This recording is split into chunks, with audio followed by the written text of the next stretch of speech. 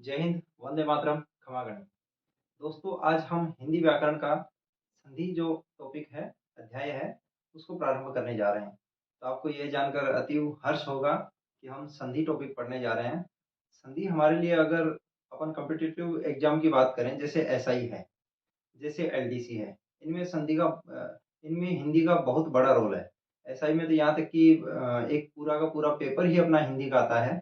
LDC में भी काफ़ी अच्छा वेटेज है और इसके अलावा जैसे सेकंड ग्रेड, थर्ड ग्रेड वगैरह हो गया, इनमें भी हिंदी आती है। तो हिंदी जहाँ-जहाँ पर आती है, उनमें टॉपिक के हिसाब से ये कोई ऐसा नहीं है कि मैं कोई एसआई के लिए स्पेशल पढ़ा रहा हूँ या फिर एलडीसी के लिए स्पेशल पढ़ा रहा हूँ, ऐसा कुछ नहीं है।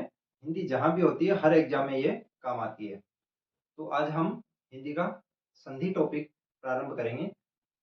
हम ज़ीरो से स्टार्ट करेंगे और धीरे-धीरे स्टेप बाय स्टेप टॉप तक चलते जाएँगे। तो चलिए प्रारंभ करते हैं बिना समय गँवाए। संधि है क्या? सबसे पहले तो हम इसका विश्लेषणात्मक मतलब इसको पहले समझेंगे टॉपिक को और फिर उसके बाद इसके एग्ज़ाम्पल्स करेंगे।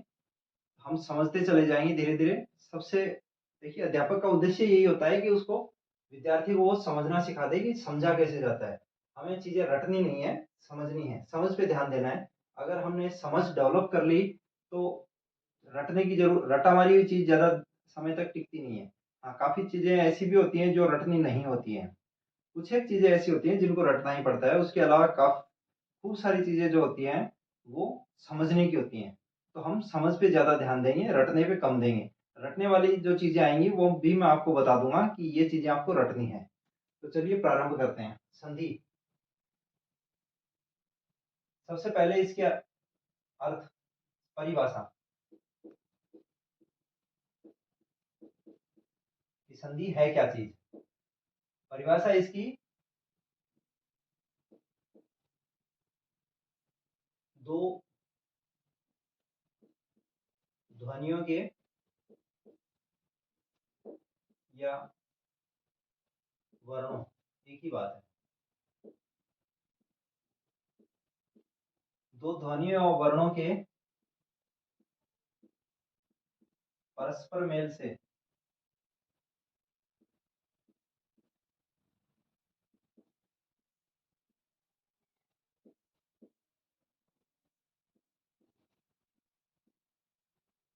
उत्पन्न परिवर्तन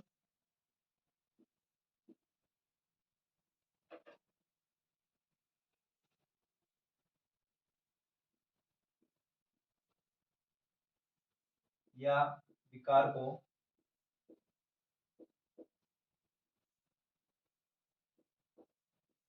संधि कहते हैं।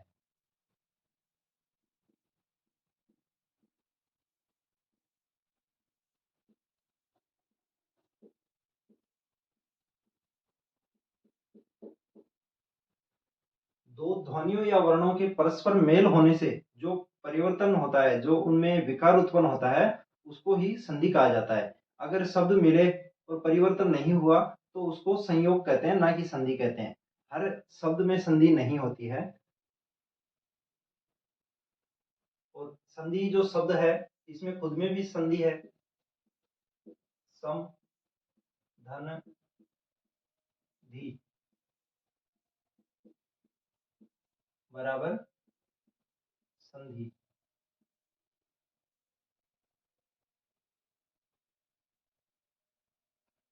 संधि में जो ध्वनियाँ परिवर्तित होती हैं, उनके आधार पर ही इसका नामकरण किया जाता है कि जिस तरह की ध्वनि परिवर्तित हुई है, जैसे स्वर ध्वनि में अगर परिवर्तन हुआ है, तो स्वर संधि कह देंगे।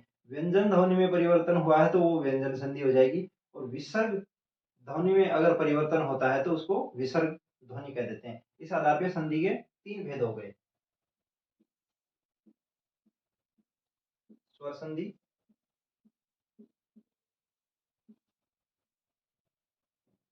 नंबर 2 विसर्ग संधि या व्यंजन संधि, एक ही बात है। कर्म कोई फिक्स नहीं होता है इनका।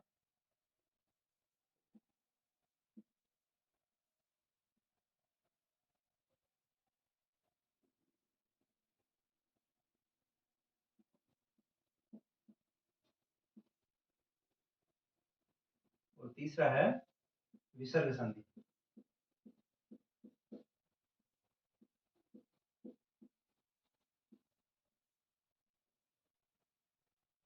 संधि को अपन ऐसे भी लिख सकते हैं और ऐसे भी लिख सकते हैं, दोनों ही सही है। सबसे पहले स्वर संधि की अगर बात करें तो मतलब इनमें स्वर में दोनों तरफ स्वर ही होंगे। स्वर धन स्वर। व्यंजन की बात करें तो इसमें इधर व्यंजन होगा प्लस इधर स्वर भी हो सकता है और व्यंजन भी हो सकता है।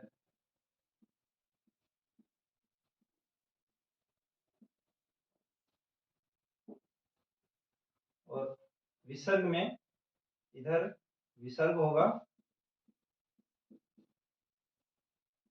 विसर्ग धन स्वर या व्यंजन। तो इस तरीके से इन संधियों का विच्छेद और संधि की जाती है। कि स्वर धन स्वर है तो उसमें स्वर संधि ही होगी। अगर उसमें एक तरफ व्यंजन है उसके बाद स्वर या व्यंजन कोई भी है तो उसमें व्यंजन संधि होगी, और इधर विसर्ग है तो उसके बाद विसर्ग या स्वर जो भी हो, स्वर या व्यंजन जो भी हो तो इसमें विसर्ग संधि होगी। स्वर संधि के भी 5 भेद हैं, उपभेद किए गए हैं। स्वर संधि के 5 उपभेद हैं। इन पे हमको स्पेशल फोकस देखो स्वर संधि पे ही करना है, इसके भेद भी याद रखने हैं, क्योंकि स्वर संधि के उपभेद हैं उनमें से क्वेश्चन पूछे जाते हैं उनका नाम। और व्यंजन और विसर्ग संधि इनके जैसे एक व्यंजन और विसर्ग में तो क्या है कि जैसे संधि की जाती है, संधि विच्छेद किया जाता है, तो उन पे ध्यान रखने वाली चीज होती है। और स्वर में क्या है, संधि के अलग अलग उपभेद किए गए हैं 5 प्रकार, तो उन 5 प्रकारों में से भी अलग अलग पूछा जाता है। जैसे दीर्घ स्वर संधि है, गुण है, यण है, अयादि है, इनमें से भी क्वेश्चन अलग से नाम देकर पूछे जाते हैं। इनमें कोई उपभेद नहीं है, इनमें तो ओनली बस व्यंजन है या विसर्ग है, कौन सी संधि है, बस केवल इतना ही पूछा जाता है। या फिर उनका विच्छेद किया जाता है, हलंत कहाँ है कि नहीं है, ये चीजें होती हैं। और स्वर में क्या है, अलग अलग एग्जाम्पल देके पूछे जाते हैं, अलग से ये पूछी जाती है, इसलिए हम स्वर पे ज्यादा फोकस करेंगे। तो चलिए स्वर संधि की बात करते हैं।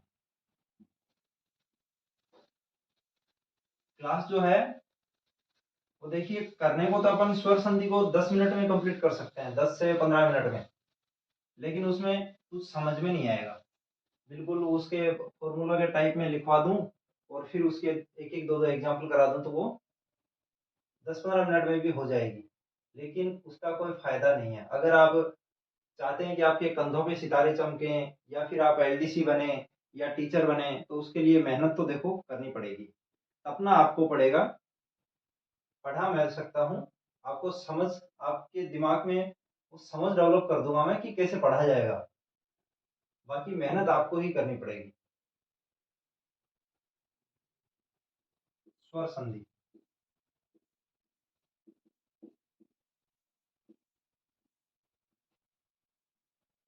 5 उपभेद हैं इसके। पहला है दीर्घ,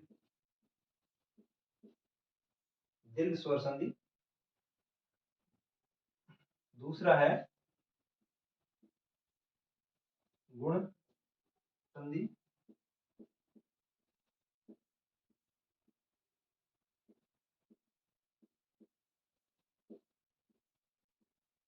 तीसरा है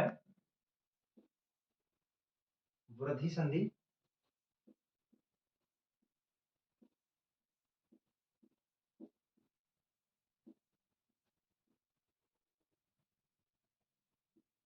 चौथा है यण संधि। और पांचवा है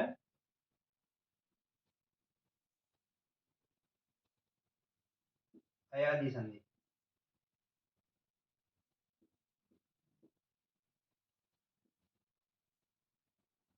एक बार इनको अपन मोटे तौर पे देख लेते हैं, उसके बाद अपन इसको अलग अलग अच्छे से समझा देंगे। दीर्घ स्वर संधि में क्या होगा, जैसे स्वर की अपन बात करें तो स्वर होते हैं ए,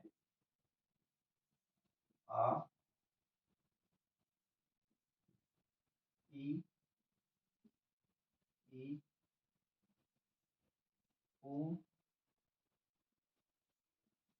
ऊ,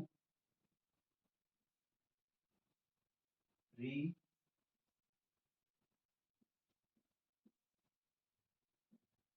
ए, आई, ओ और औ। ये 11 स्वर होते हैं। दीर्घ स्वर संधि में हमेशा दो समान स्वर होंगे, उनका उनकी संधि होगी। जैसे ए प्लस आ, या फिर आ प्लस आ, फिर या आ प्लस ए, इनकी संधि होके हर हाल में दीर्घ में परिवर्तित हो जाएगा। मतलब ए प्लस ए या आ प्लस ए या आ बराबर आ ही बनेगा, हमेशा दीर्घ हो जाएगा। इसी प्रकार से ई दोनों मिलके छोटी हैं या बड़ी हैं, आगे जाके हमेशा बड़ी ई आएगी, और ऊ मिलके हमेशा दीर्घ ऊ हो जाएगा। तो ये तो हो जाएगी दीर्घ स्वर संधि। दीर्घ में हम हमेशा ए या आ प्लस धन, इसको धन बोलते हैं। ए या आ हमेशा आ में बदल जाएंगे। ठीक इसी प्रकार से ई या दीर्घ ई प्लस ई या दीर्घ ई बराबर दीर्घ ई ही बनेगा। लघु ऊ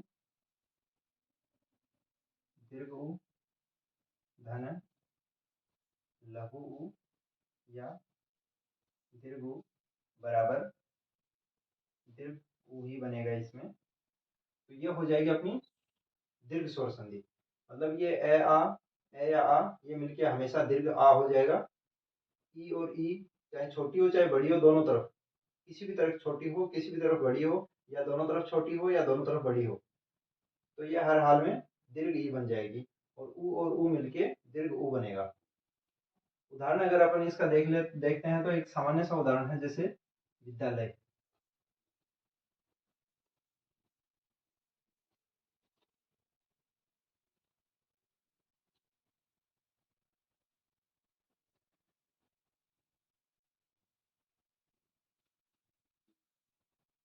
विद्या धन आलय बराबर हो जाएगा विद्यालय।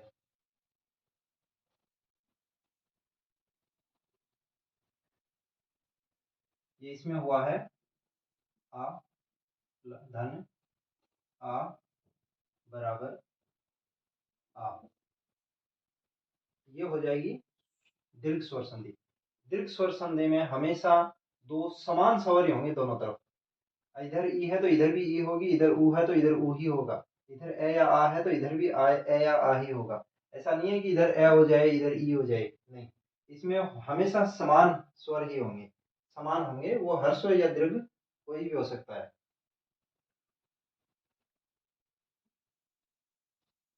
दूसरा आ गया अपना गुण संधि। गुण संधि में अब देखिए, अपन ये दीर्घ संधि अलग हो जाएगी, और ये दो का अलग से देख लेंगे। गुण और वर्धी और यण और अयादि, ये या, ठीक है, इनको क्रमशः याद रखना। दीर्घ संधि, गुण संधि, वृद्धि संधि, यण संधि, अयादि संधि।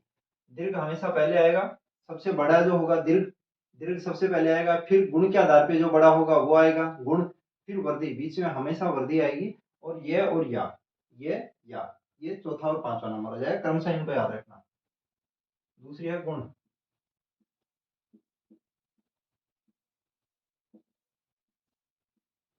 गुण संधि में क्या होता है, गुण और वृद्धि दोनों में पहले तो ए और या आ आएंगे, और बाद में स्वर आएंगे, बाद में दूसरे स्वर आएंगे।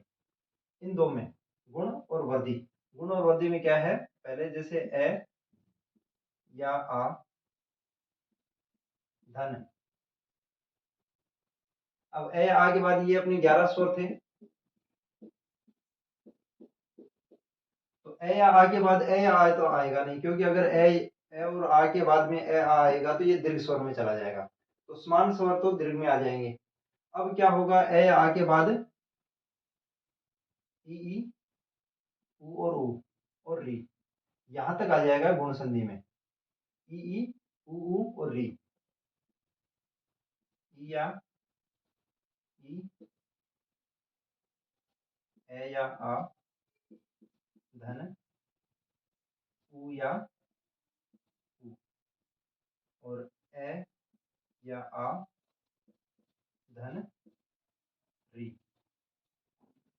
इनसे हमेशा ये ई उ री है, ये ए ओ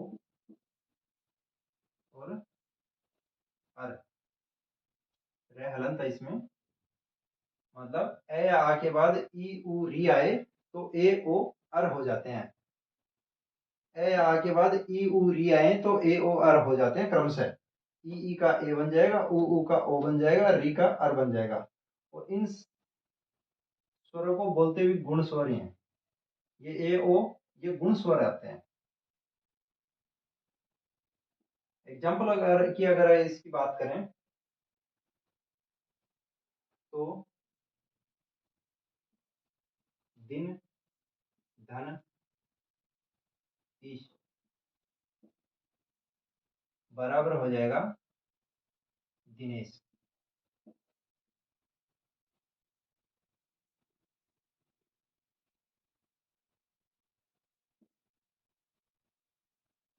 इसमें ए था प्लस ई बराबर हो गया ए।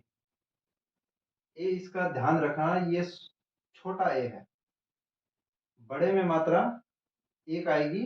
और अगर उसमें अलग से लिखेंगे, जैसे ये ए है, ये हमेशा होता है, जैसे ये छोटा ए जो है वो इसके ऊपर एक मात्रा लगती है, और बड़ा ए जो है उसके ऊपर दो मात्राएं होती हैं। मतलब इस एक मात्रा का मतलब दो होता है, इस पे ऊपर मात्रा नहीं होती है, लेकिन फिर भी इसमें ये एक मात्रा होती है। इन दो दो चीजों का हमेशा ध्यान रखिए, इसमें एग्जामिनर अक्सर गलती करवाता है।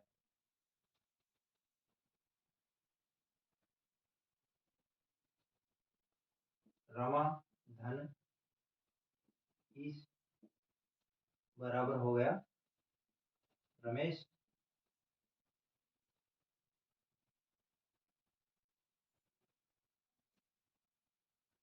तीसरी की अगर अपन बात करें, वृद्धि संधि। वृद्धि संधि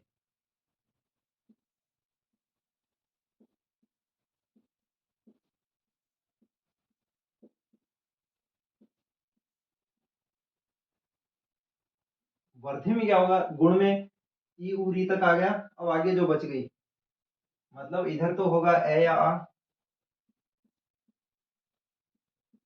धन, वृद्धि में ए आई ओ औ,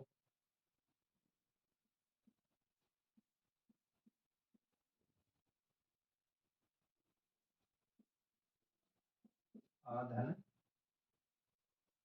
ओ या औ, ये हमेशा बड़े हो जाएंगे।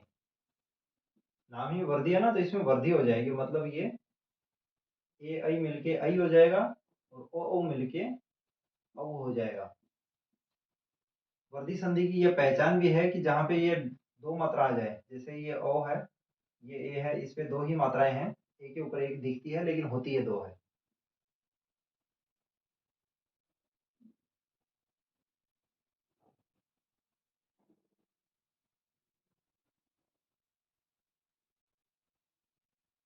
उदाहरण की इसकी बात करें तो जैसे एक,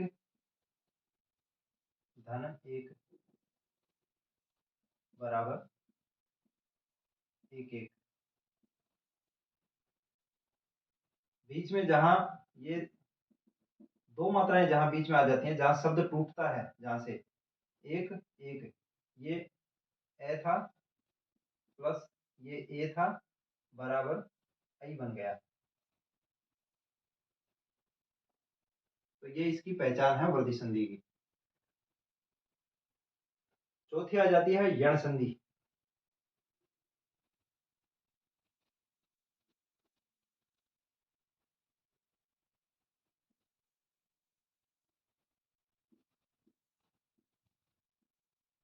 यण संधि।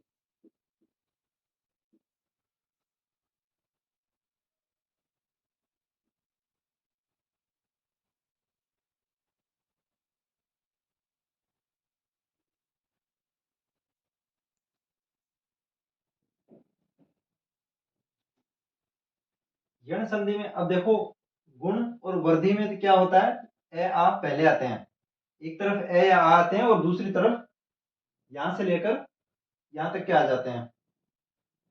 ठीक है, मतलब एक तरफ ए या आ जाते हैं, दूसरे में ई ऊ री आ जाती है, और वृद्धि में ए आई ओ औ आ जाते हैं ए या आ के बाद। तो मतलब एक तरफ ए या आ आते हैं, इसमें क्या हो जाएगा, उल्टा हो जाएगा। ये जो ई ऊ री ए आई ओ औ हैं वो पहले आ जाएंगे, और उसके बाद में ए आ आना जरूरी नहीं है, ए आ भी आ सकते हैं, उसके अलावा भी आ सकते हैं, ए समान स्वर आएंगे। तो इसमें यण में क्या होगा, पहले ई उ री, मतलब ई या ई प्लस ए समान स्वर, उ या उ प्लस ए समान स्वर, री प्लस ए समान स्वर, या एक होता है ली प्लस ए समान स्वर,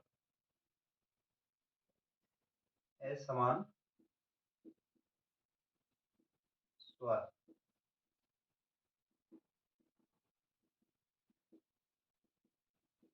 और किसमें बदलेगा, ई का यह हो जाएगा,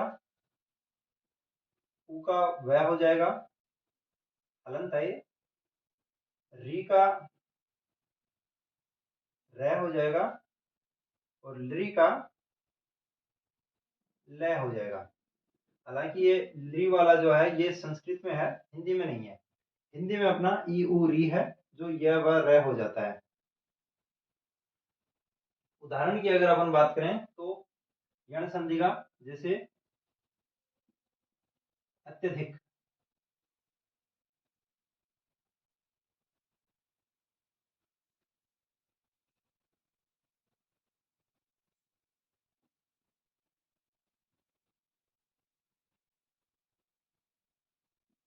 अति, धन,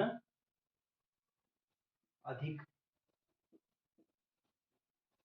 बराबर हो जाएगा अत्यधिक।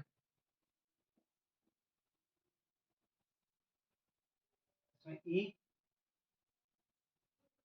प्लस ए बराबर हो गया ये आधा ये। तय इसमें ई का ये बन गया, तय जो है इसमें से ई निकल गया, निकलते ही ये तय आधा हो गया, ई का ये बन गया, और ये हलंत वाला होता है लेकिन आगे एस स्वर आ गया, तो जिससे ये के अंदर एस स्वर लग गया। देखिए इसको अपन, अति, धन, अधिक, ये तय हलंत हुआ, प्लस ई का ये हो गया हलंत, प्लस आगे अधिक है तो ये अधिक है जी,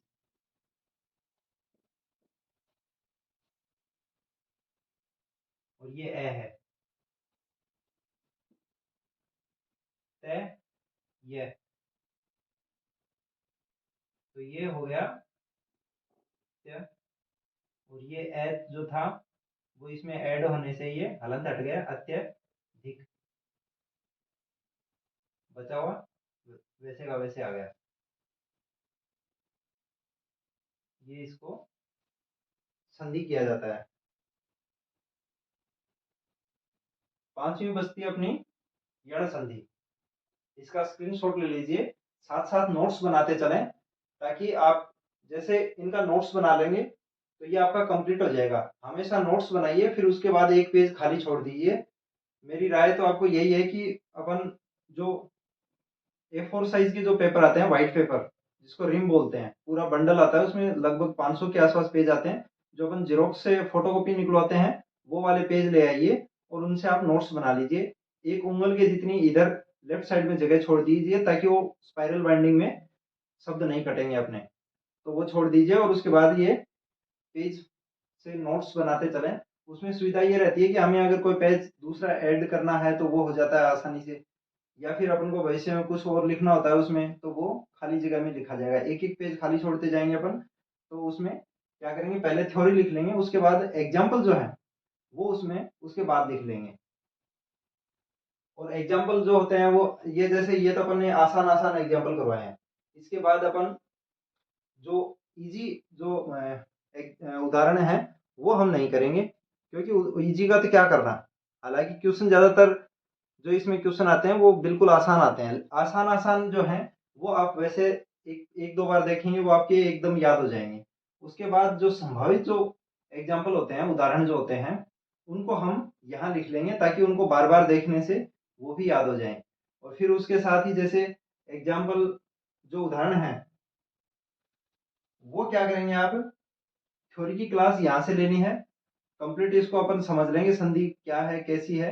उसके बाद मेरी एक सलाह है आपसे कि आप राघव प्रकाश जी जो प्रकांड विद्वान हैं, उनकी बुक आती है हिंदी के नाम से, सामान्य हिंदी के नाम से, वो बुक ले आए। उसमें से क्या करेंगे, जो उदाहरण है वो उनमें से जो खाली पेज छोड़ा है उनमें जो जो आपको याद हो जाए वो तो मत लिखना।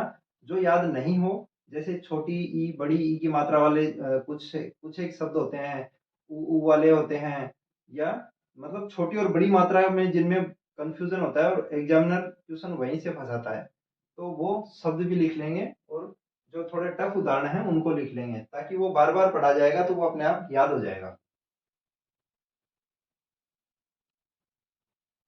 पांचवी करते हैं अपन, इसका स्क्रीनशॉट ले लीजिए।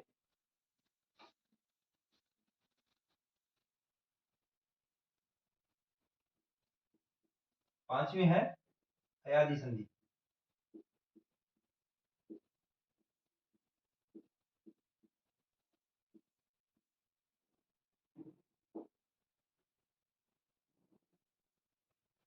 ई उरी तक यण में आ गया, यहाँ तक। अब बचता है ए आई ओ औ, ये आगे वाले। तो ए आई ओ और औ।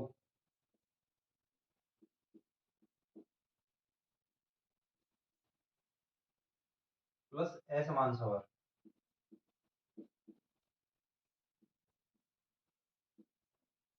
क्योंकि अगर ए के बाद ए आई आ जाएगा तो वो तो वर्धी में दीर्घ में चला जाएगा। ओ औ के बाद ओ औ में से आ जाएगा, सॉरी, इनके बाद असमान स्वर आते हैं। तो इनसे अगर एक मात्रा वाला होता है, मतलब ये ए छोटी है, तो आई,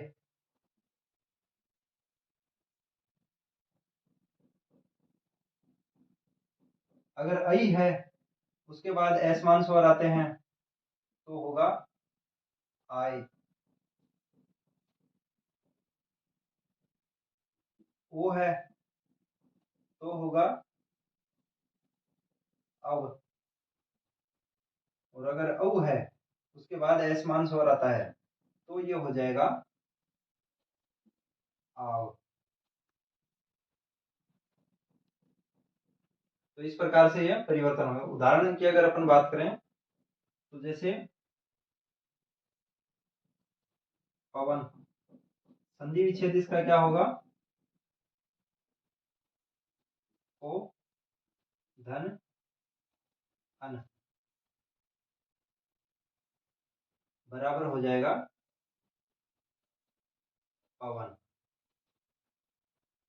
एक मात्रा है तो अब होगा प व। और अगर यही दो मात्रा के होते हैं तो आव बन जाता है।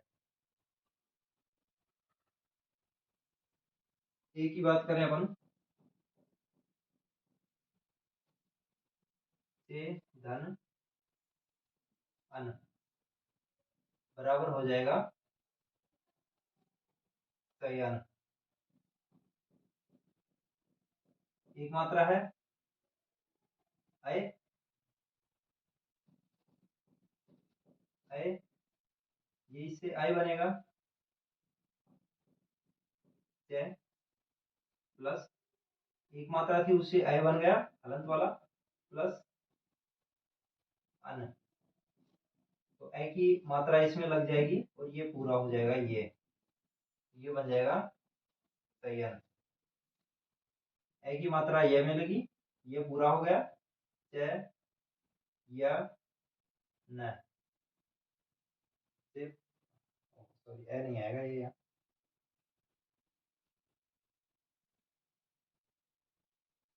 च और ये एक मात्रा से बन गया ये हलंत वाला और ये अन, च य न, ये में ए की मात्रा लगने से ये पूरा हो जाएगा और चयन बन जाएगा।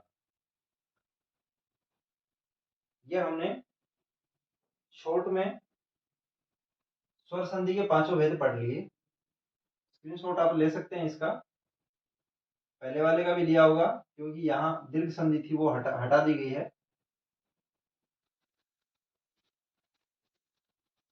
अब इस पर हम एक एक संधि पर चर्चा करेंगे।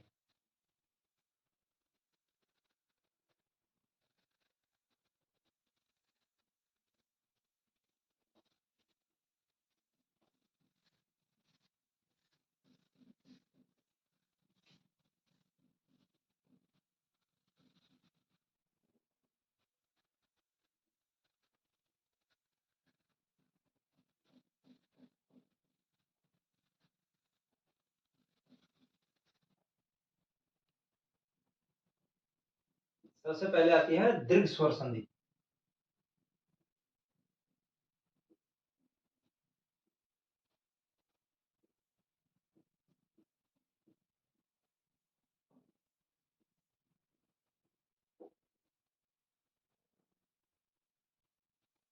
इसके एग्जाम्पल्स लिख लेते हैं। दीर्घ में वही है, समान स्वर मिलकर दीर्घ हो जाते हैं।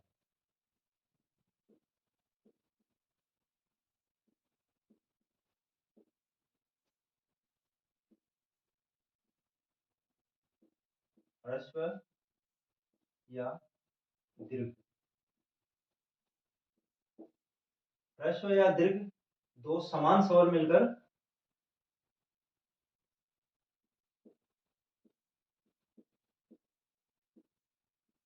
दीर्घ हो जाते हैं।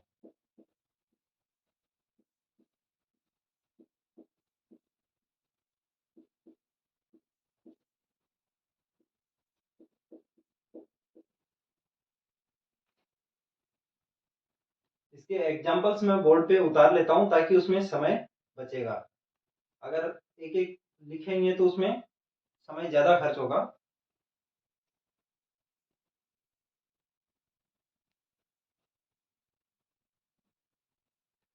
दीर्घ संधि में ह्रस्व या दीर्घ दोनों तरफ समान स्वर होते हैं। जैसे इधर ए या आ होगा तो इधर ए या आ होगा, इनको मिलकर आ बन जाएगा। ई से मिलकर ई और ई से मिलकर दीर्घ ई बन जाएगी और सेम ऐसे ऊ बन जाएगा बड़ा। तो कुछ उदाहरण जो इंपॉर्टेंट लगे मुझे मैंने बोर्ड पे उतार लिए हैं, इनको आप भी उतार लीजिए।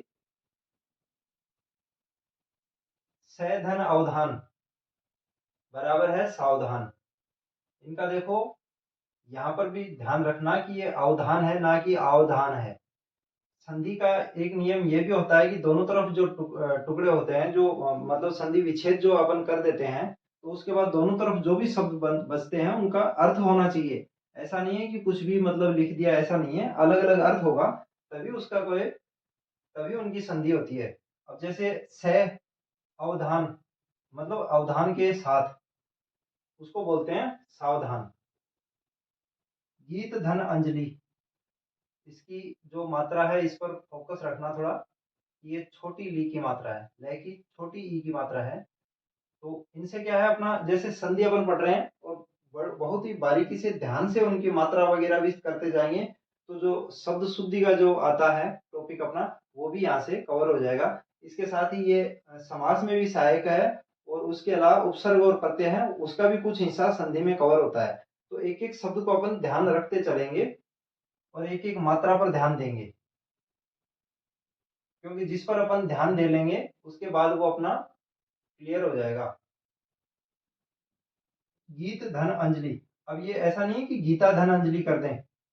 गीत है, ये ए है, ये ए है, दोनों को मिलके आ बन गया गीतांजलि, और लय के ऊपर छोटी ई की मात्रा है। कुश धन आसन, कुशासन।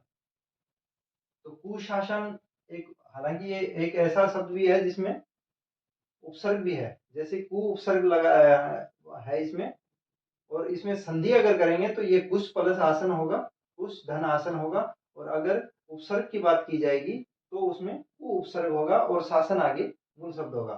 तो यहाँ कुश धन आसन, कुश होता है, कुश एक घास होती है, डाब जिसे बोलते हैं हम, तो उसका आसन, कुश की घास के समान जहाँ आसन होता है उसे कुशासन कहते हैं।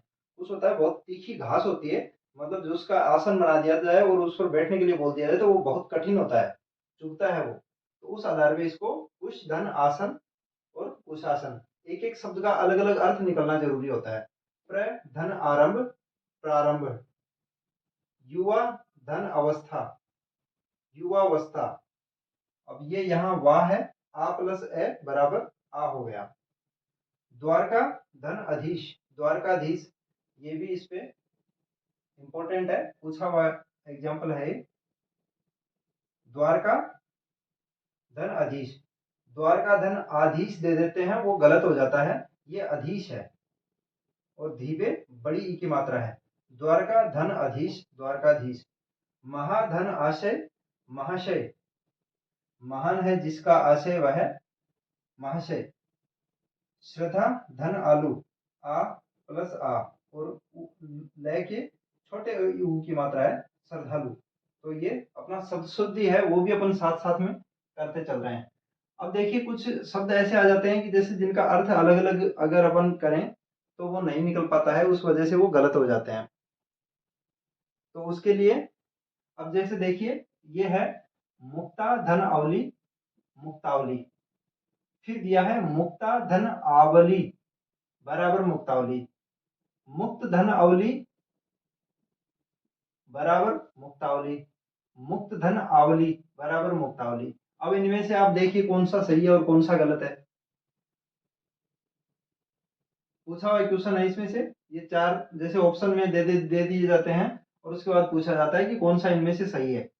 अब अपन इसकी बात करें, मुक्ता धन अवली, अलग अलग अर्थ। मुक्ता होता है संस्कृत में, मुक्ता शब्द मोती के लिए प्रयुक्त होता है, हिंदी में उसको मोती बोलते हैं, वो होता है मुक्ता। मुक्ता धन अवली, अवली मतलब उसकी कतार या माला, तो ये हो जाएगा मुक्तावली, ये बिल्कुल सही है। दूसरे की बात करें अपन, मुक्ता धन आवली, तो अवली और आवली दोनों प्रयुक्त किए जाते हैं, दोनों सही होते हैं, तो ये भी इस हिसाब से ये भी सही है। मुक्ता वही हो गया, और अवली और आवली का एक ही अर्थ होता है, मतलब ये मोतियों की माला या मोतियों की कतार। तीसरा आता है आपका मुक्त धन अवली, मुक्त मतलब अलग या आजाद। तो मुक्त है जो अवली, अवली हो गई पंक्ति कतार या माला, तो अगर वो मुक्त है तो माला नहीं हो सकती, पंक्ति में नहीं हो सकता, तो उस हिसाब से ये गलत हो जाता है। तीसरा है मुक्त धन आवली, तो ये भी उसी हिसाब से गलत हो गया, क्योंकि मुक्त होके वो अवली में नहीं हो सकता, और अगर वो मुक्त है तो वो माला में हो नहीं सकता, और अगर माला में है तो मुक्त हो नहीं सकता। अगला शब्द है अपना मुक्त धन आकाश, ए प्लस आ, ये हो गया मुक्ताकाश। ठीक है, दूसरा है मुक्ता धन आकाश, मुक्ता मुक्ताकाश। तो मुक्ताकाश में तो कोई दिक्कत नहीं है, यहाँ यहाँ है, ये भी सेम है आकाश, और ये मुक्त है, ये मुक्ता है, तो इसका अर्थ के हिसाब से अपन निकालेंगे तो मुक्त धन आकाश, मतलब जो आकाश जो मुक्त है, साफ सुथरा है, जिसमें कोई कोई कुछ भी नहीं है, तो उसको हम मुक्त आकाश बोलते हैं। ये इसका सही हो जाता है। और मुक्ता धन आकाश मतलब मोतियों का आकाश, तो ये गलत है इसका। अगला आता है मुक्तागार, मुक्त धन आगार। मुक्ता धन आगार, मुक्तागार। मुक्ता मतलब मोतियों का, आगार स्थान मतलब जहां मोती होते हैं, ये सीप के लिए कहा जाता है मुक्तागार। दावाधन अनल और एक है दावधन अनल, दावानल। इनमें से देखिए कौन सा सही है और कौन सा गलत है। उम्मीद करता हूं इसमें भी आपको दिक्कत होगी। तो अगर हम बात करते हैं तो दावा मतलब दावा होता है जैसे क्लेम, ये अरबी फारसी का शब्द है। और अनल तो सेम है ही, अनल का मतलब आग होता है। तो दाव में और दावा में चक्कर पड़ेगा। तो इसका अर्थ निकालते हैं अपन, दावा जो अरबी फारसी का शब्द है, अरबी फारसी की संधि होगी नहीं, क्योंकि संधि या तो संस्कृत शब्दों की होगी या फिर हिंदी शब्दों की होगी। ये भी ध्यान में रखने योग्य है। दाव की अगर बात करें तो इसको बोलते हैं जंगल।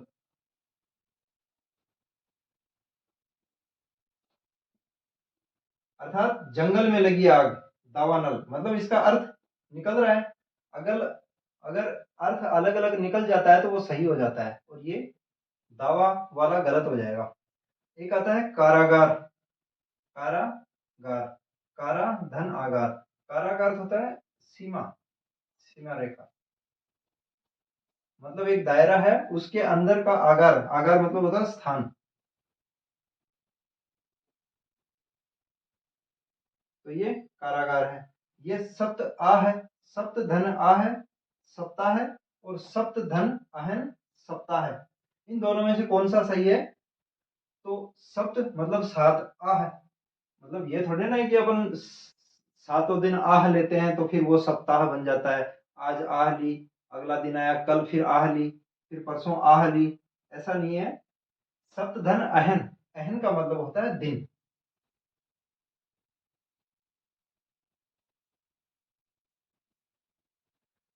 सप्त धन अहन, अहन होता है दिन, जैसे अहन निश, अहन का विलोम शब्द जो है उसमें निशा होता है। अहन और निशा दोनों को मिला के अहरनिश बनता है। और इसमें ये न का जो है वो लोप हो गया और ये सप्ताह बन गया, और ये गलत हो गया। कुछ और एग्जांपल कर लेते हैं इसके, साथ साथ लिखते चलिए।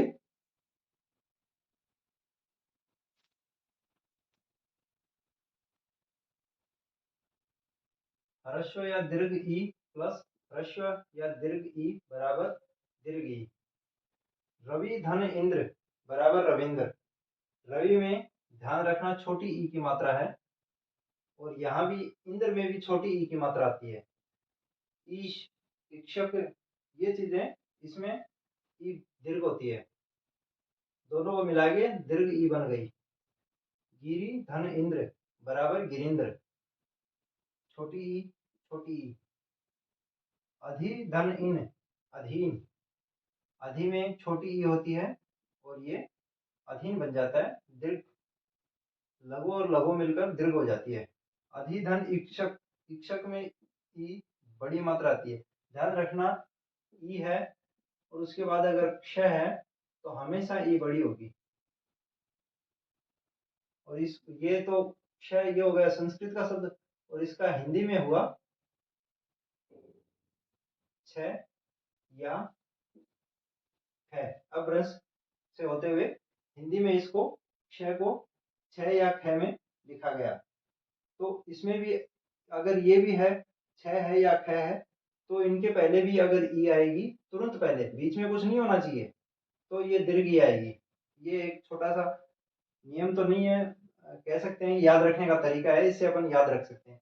जैसे ईंख,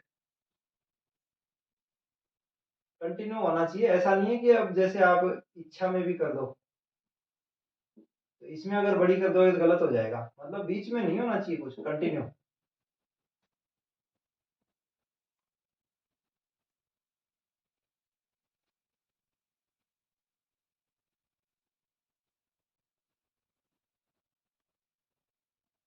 मही धन इंद्र, महेंद्र, मही होती है धरती और इसमें दीर्घ ई की मात्रा है।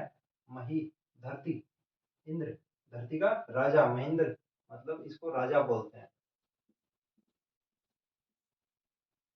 रजनी धन ईश, रजनीश, रजनी होती है रात्रि और ईश होता है उसका राजा रजनीश। नदी धन ईश, नदीश, ये ई बड़ा है। परि धन ईक्षण, बराबर होता है परीक्षण, इसमें रैत ई की मात्रा छोटी है, यहाँ बड़ी है। ईक्षण ई है, क्ष है तो दीर्घ आएगी। फिर है प्रतिधन इच्छा, फिर से देखो क्ष है दीर्घ है। प्रतीक्षा, इच्छा होता है देखना। अभिधन इप्सा, अभिप्सा, अभी छोटी है, ई दीर्घ है, अभिप्सा, इप्सा होता है। गुरु धन उपदेश, बराबर गुरुपदेश, गुरु धन उपदेश। देखना रे इसमें बड़ा है, इसमें छोटा है, तो देखिए इनमें से कौन सा सही है, बताइए। गुरु धन उपदेश, गुरुपदेश, ये तो दोनों सेम है, क्योंकि ऊ और ऊ मिलके दीर्घ ऊ हो जाएंगे, तो यहाँ तो कोई दिक्कत नहीं है। दिक्कत यहाँ है, इसमें छोटा आएगा या बड़ा आएगा। तो हमेशा याद रखिए गुरु होता बड़ा है लेकिन मात्रा छोटी लगती है, तो ये गलत है और ये सही है। गुरु में मात्रा छोटी लगती है ऊ की, और उपदेश मिलके ऊ और ऊ मिलके बड़ा हो जाता है गुरुपदेश। अब ये शब्द देखो, मंजू धन उषा बराबर मंजूषा, मंजू धन उषा मंजूषा, मंजू धन उषा मंजूषा, और मंजू धन उषा मंजूषा। इनमें बस फर्क इनका इनका इनका इनका और ऊ का। बताइए इनमें से कौन सा सही है और कौन सा गलत है। काफी डिफिकल्ट है ये क्वेश्चन, एग्जाम्पल आया हुआ है, क्वेश्चन में पूछा हुआ है, तो आप इस पर ध्यान रखिए जरा। तो देखिए मंजू अगर बड़ी होती है तो उसका कोई मतलब नहीं होता, और मंजू छोटी होती है उसका मतलब होता है सुंदर, जो लड़कियों का नाम होता है। तो यहाँ अपन देखते हैं बड़ी ऊ की मात्रा देख के इन दो को तो रिजेक्ट कर देते हैं। अब बचा दोनों छोटी है और फिर उषा है, ये उषा है। उषा में ऊ बड़ा है, उषा में ऊ छोटा है। तो इनको अगर बात करें तो इस पे खास ध्यान रखिए, ये अक्सर हम बड़ा मान लेते हैं, इसमें उषा में ऊ छोटा ही होता है, और अपन को ये इसका सही है, ये गलत हो जाएगा। ये तीनों गलत है, केवल ये सही है। मंजू में ऊ की मात्रा छोटी और उषा में भी छोटी, उषा में ऊ छोटा होता है, इसको ध्यान रखना। मधुधन उत्सव बराबर मधुत्सव, मधु में ध पे छोटे ऊ की मात्रा होती है और उत्सव मिलके ये मधुत्सव हो जाता है। वधु का भी ध्यान रखना, वधु में हमेशा बड़ी मात्रा होती है। वधु, वधु छोटी बहू नाम से केवल पिक्चर बनी है, बहू कभी छोटी होती नहीं है, बहू हमेशा बड़ी होती है। वधु है संस्कृत का शब्द है और इसका बाद में हिंदी शब्द बना बहू, और बहू में भी मात्रा बड़ी ही है, चाहे वधु हो चाहे बहू हो, दोनों में मात्रा बड़ी होती है, और उत्सव मिलके वधुत्सव बन जाता है। अब अपन बात कर लेते हैं, देखो लघुतर, लघुत्तर और लघुतर, तीनों में डिफरेंस है, क्या फर्क है वो भी देख लेते हैं। तीनों में से कौन सा सही है कौन सा गलत है। तो इसमें अगर लघुत्तर की बात करें, लघु धन उत्तर, धन उत्तर बराबर हो जाएगा लघुत्तर। तो ये छोटा ऊ और छोटा ऊ मिलके बड़ा हो जाएगा, तो ये है गलत। ये भी लघुत्तर, तो ये लघु धन उत्तर बराबर हो जाएगा छोटा ऊ और छोटा ऊ मिलके दीर्घ ऊ बन जाएगा, तो ये सही है इसका। और एक ये है लघुतर, इसका विच्छेद होगा लघु धन तर। लघु धन तर, इसमें तय एक ही है, तो ये लघु धन तर होगा। लघुतर कैसे होता है, जैसे कोई चीज है, एक ये है एक ये है, तो ये इससे, ये जो है वो लघुतर है इससे। तो दो में जब तुलना की जाती है तो तर प्रत्यय का प्रयोग किया जाता है, और ये लघुतर में संधि नहीं है।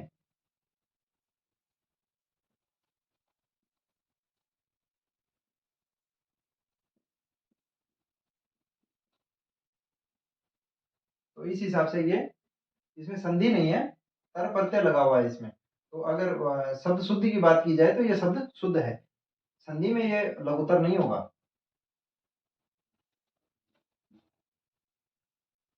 कुछ और एग्जाम्पल कर लेते हैं इसके।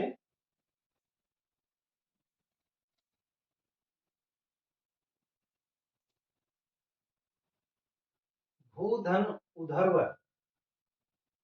दोनों बड़ी मात्राएं हैं। भूधर्व, भू धन ऊष्मा, भूष्मा, ऊष्मा में ऊ दीर्घ आता है। चमु धन ऊर्जा, देखिए ऊर्जा हो ऊष्मा हो इनमें ऊ बड़ा आता है, केवल ऊषा को छोड़ के, ऊषा में ऊ छोटा आता है। चमुर्जा, चमु होती है सेना।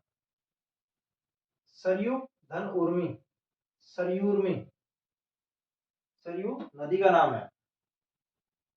अब देखिए कुछ शब्द मैंने यहाँ लिख दिए हैं जो दीर्घ वाले हैं, ऊ के और ए के, ये आप अलग से लिख लेना ताकि ये काम आएंगे आपके, क्योंकि ये जब या तो संधि होती है, संधि विच्छेद और संधि में इनमें से आ जाता है, तो वो अपन सही और गलत का निर्णय ले पाते हैं। और दूसरा होता है शब्द शुद्धि, तो शब्द शुद्धि में भी इनको छोटा बड़ा लिख दिया जाता है, तो इससे ये जो अलग से लिखे गए हैं, अगर आपको और भी कहीं एग्जाम्पल लिखे हुए मिले तो उनको आप एक जगह लिख लें ताकि आपके ये याद हो जाए।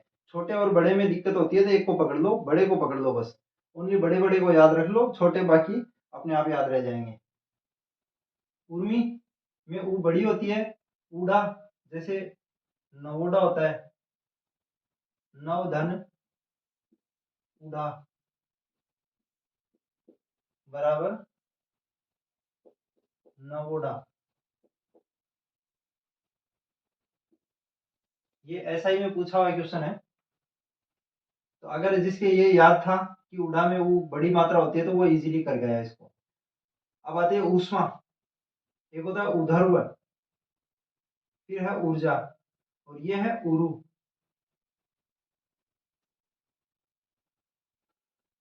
एक है एक के में ए बड़ी आती है, ऐश्वर्य में बड़ी आती है और ऐच्छिक में भी बड़ी आती है। एक इसको ऊषा को अलग से याद रखना, इसको हम अक्सर छोटी समझने की गलती कर देते हैं, बड़ी समझने की गलती कर देते हैं, जबकि इसमें ऊषा में ऊ छोटा होता है। तो ये ह्रस्व ऊ होता है, अपन इसको दीर्घ समझते हैं, इस पे खास तौर पे ध्यान रखना है इसका। अगर समझ में आ रहा है, क्लास आपके काम की है तो शेयर कर दीजिए करें।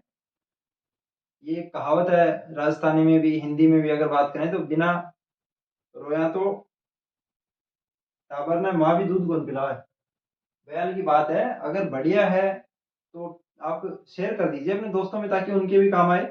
ये कोई बार बार कहने की चीजें नहीं होती है। क्लास आज की अपनी यहीं समाप्त होती है। इसके आज वाली में ज्यादा टाइम लगा है, उसके बाद जो आगे अपन संधियां करेंगे उसमें टाइम कम लगेगा, क्योंकि आज उसका बेस बनाया पूरा। तो अब आगे की जो स्वर संधियां चार बच गई वो इजीली हो जाएंगी, और अपन वन बाय वन करके सारी संधियां पढ़ लेंगे। उम्मीद करता हूँ आपको ये वीडियो, ये क्लास आपके बहुत काम की रहने वाली है। आप यहाँ से नोट्स बना लीजिए, नोट्स बनाने के बाद आपको बार बार दिक्कत नहीं आएगी।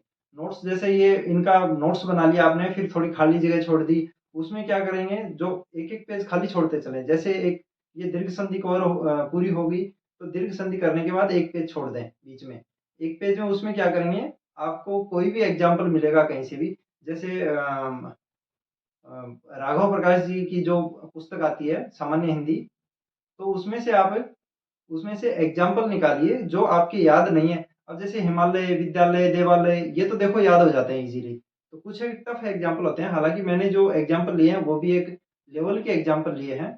तो और इसके अलावा भी जहाँ भी आपको कोई एग्जाम्पल मिलता है वो उस खाली पेज में लिख दीजिए, तो उससे क्या है आपके नोट्स पूरे कंप्लीट हो जाएँगे। जब आप भविष्य में जब भी पढ़ेंगे तो आपको अपना केवल नोट्स रिवाइज़ करना होगा, ग्रंथ नहीं पढ़ने होंगे। और लास्ट टाइम में हमेशा एग्जाम का जब लास्ट टाइम होता है, तब नोट्स ही काम आते हैं। क्योंकि नोट्स अगर लिखे हुए होते हैं तो वो अपन रिवाइज़ कर पाते हैं। पुस्तकें पूरी कभी रिवाइज़ नहीं की जा सकती। जब लास्ट टाइम चल रहा हो तब रिवीजन पुस्तकों का नहीं हो सकता, संभव ही नहीं है। क्योंकि पुस्तकें अपने 4, 5, 6, 7, 8 पता नहीं कितनी पुस्तकें, जितना सिलेबस होता है हर सब्जेक्ट की अलग पुस्तक हो जाती है, उसको अपन रिवाइज़ नहीं कर पाते हैं। लेकिन अगर अपने पास नोट्स बने हुए हैं ना, तो 100, 50 पेज में, 100 में या 150 पेज में मैक्सिमम, उसमें क्या करते हैं अपन उसको 1 या 2 दिन में कंप्लीट रिवाइज़ कर देते हैं। तो नोट्स बनाइए, वो आपके बा और फिर नोट्स को अपन क्या है बार-बार पढ़ेंगे। बार-बार पढ़ने से वो सारी चीज़ें कांसेप्ट अपना पूरा क्लियर हो जाएगा। तो चलिए नेक्स्ट क्लास में मिलते हैं।